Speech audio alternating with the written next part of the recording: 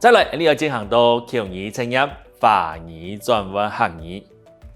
一种题目嘅长度唔可以当长，唔过按样板来准备咯，就会爱掌握客语特征词，运用关键词、同义词，同华语转换客语，含个完整连贯嘅口语表达。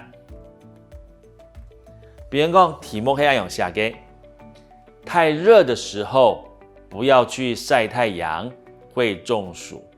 给人哋就得用词汇为单位，然后佢写作太热的时候不要去晒太阳，会中暑。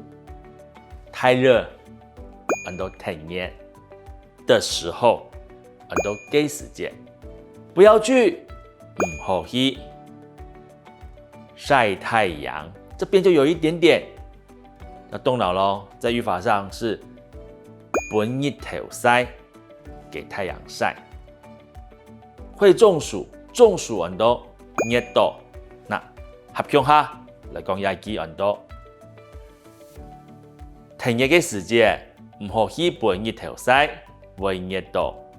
比如講，男孩、女孩一樣好，兒子、女兒都是寶。男孩很多生來嘅，女孩很多生冇嘅，一樣好，很多窮樣好。兒子很多來嘅，女兒係冇嘅，都是寶，都係寶。你連窮下，變到咁樣講，生來嘅生冇嘅，窮樣好，來嘅冇嘅。都係寶。